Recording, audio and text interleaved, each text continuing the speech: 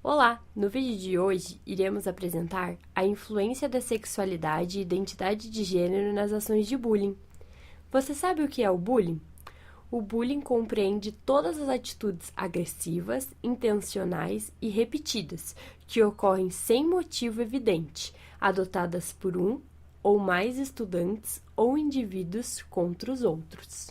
Neste vídeo, o tema será apresentado por forma de entrevista que foi realizada por uma psicóloga da área escolar.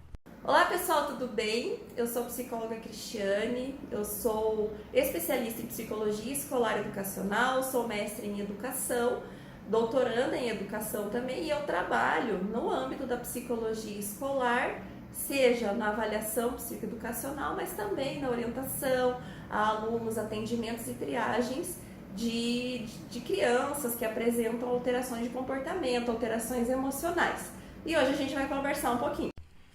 Qual a principal queixa trazida pelos professores com relação à dificuldade de compreender as dúvidas trazidas pelas crianças sobre orientação sexual? Então, nesse ponto, eu trabalho mais com crianças pequenas, então o público que eu atendo são crianças desde educação infantil, nós atendemos desde bebês até crianças de 5º ano, que são crianças que têm mais ou menos entre 10 e 12 anos de idade. Se a gente for ver, as questões de orientação sexual, elas são apresentadas mais nas crianças mais velhas.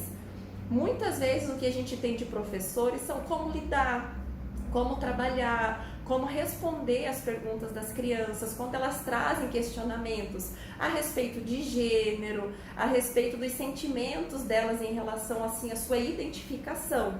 Isso, mais ou menos nas turmas de 5º ano. A grande parte das queixas, das demandas, que vem da escola, são relacionadas a essa temática. Qual a maior dificuldade encontrada para discutir ou trazer esse tema nas escolas? De dificuldade. Eu acho que o primeiro ponto é que muitas vezes na escola não se tem uma preparação do professor para estar lidando com essa temática. E que no caso essa temática teria que ser natural. A sexualidade é natural, o ser humano é um ser sexuado. As crianças, elas têm curiosidades e têm curiosidades que são típicas de cada idade.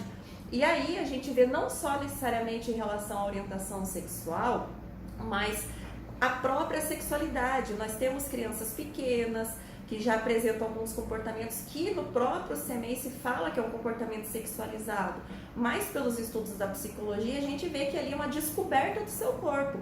E o adulto às vezes tem dificuldade para entender isso. Lógico, a gente tem casos de assédio sexual, infelizmente, para crianças e de abuso, mas muitas vezes se aumenta tanto isso por um desconhecimento, e não é nem um desconhecimento profissional. Às vezes é uma dificuldade de lida pessoal com essa temática. Nas questões de orientação sexual é a mesma coisa, então a gente entende que crianças, elas também estão na fase de descoberta. Se a gente pega crianças a partir dos 10, 11, 12 anos, entrando na adolescência, nós temos também todos os estudos da psicologia a respeito da adolescência, que existe uma fase de identificação com o mesmo sexo, a fase de identificação de grupo. Então, às vezes, se dá nome para coisas que não precisariam se dar nome. Você já presenciou alguma violência física ou psicológica de alunos por causa da identidade de gênero? Como eu trabalho com crianças pequenas, então a gente não chega a ter esse tipo de situação.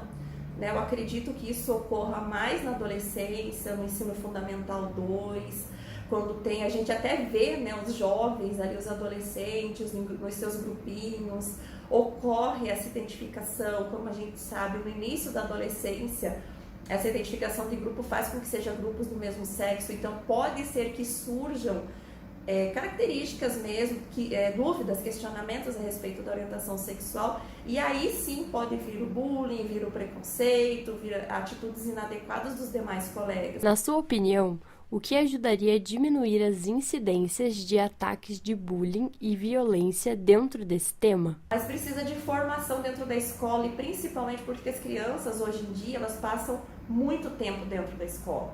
Então tem crianças que ficam meio período, mas se a gente for ver o contexto, as famílias precisam trabalhar o dia todo, os pais precisam trabalhar, então precisam de um local seguro para deixar seus filhos. Então os filhos, muito agora, nos tempos mais atuais, eles ficam o dia todo na escola, passam grande parte do seu dia acordado dentro do ambiente escolar, e está havendo mesmo uma formação. O professor precisa entender isso, precisa trabalhar conceitos de inteligência socioemocional, precisa trabalhar com esses alunos, ter momentos, né, para isso. Transversal no currículo, mas também momentos específicos de trabalho com a empatia, alteridade, entendimento ao outro, respeito, convivência social. Como a psicologia escolar atua diante de situações voltadas à violência de gênero? A gente vai atuar dentro da escola, né? Então, retomando aí até a questão anterior, o psicólogo escolar, ele trabalha com a formação de professores. Então, a psicologia escolar ela é um campo muito amplo. Ela trabalha na avaliação de questões de aprendizagem, no aprimoramento da aprendizagem do educando, na gestão educacional, resolução de conflitos entre a equipe técnico-pedagógica, mas também e principalmente no trabalho de formação de professores. Então, o psicólogo vai trazer esses conhecimentos do que é o desenvolvimento humano, entendendo a faixa etária, o desenvolvimento emocional, o desenvolvimento mesmo das características de sexualidade, das características das emoções. Então, isso tudo pode ser uma orientação do psicólogo escolar. Felizmente, agora, desde final de 2019, nós temos a legislação ainda em implantação, mas que garante o psicólogo escolar dentro da unidade. Então, se trabalha com esse aspecto preventivo, para que a gente possa formar professores pessoal e profissionalmente mais aptos.